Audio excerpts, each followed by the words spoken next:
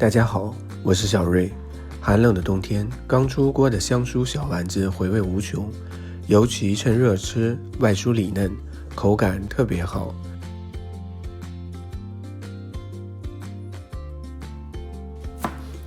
首先，我们准备一根白萝卜和一块鸡胸肉，将去皮后的白萝卜切成丝，不要切得太碎，会影响口感。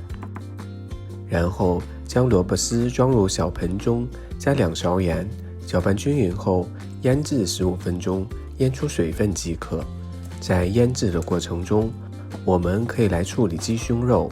先将鸡胸肉切片，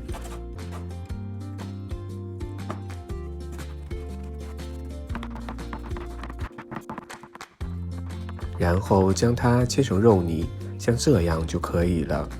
我们把剁好的鸡胸肉放入碗中，加入1勺盐、适量的胡椒粉和料酒去腥，把它们搅拌均匀。搅拌后再打入1个鸡蛋进去，打入的鸡蛋可以让口感更加的嫩。充分搅拌均匀，直到鸡肉上劲，放到一旁待用。准备1个大盘，将鸡肉泥倒入，然后把萝卜用纱布挤出水分，但也不要挤得太干，保留一些水分。再把它倒入鸡胸肉碗中，再加入1把葱花、1大勺面粉和1大勺淀粉，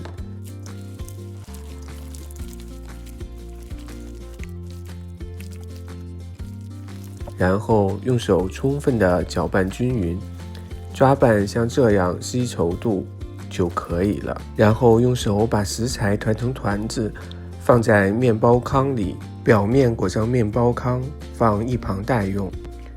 锅里倒入适量的油，油温烧至5成热，用筷子试试冒小泡，然后锅边下入丸子，待丸子定型，用筷子轻轻搅动，使丸子均匀受热。炸至丸子表面金黄，用筷子夹起来轻飘飘的，说明丸子就炸好了，装盘就可以吃了。我们的香酥小丸子就做好了，咬一口，外皮非常的酥脆，里面超嫩，吃在嘴里有淡淡的萝卜清香，鸡肉的软嫩，趁热吃口感最佳。当然也可以放凉吃，也是一道不错的小零食。喜欢吃的朋友一定要试试哦。如果你喜欢我的视频，记得点击关注、分享和点赞。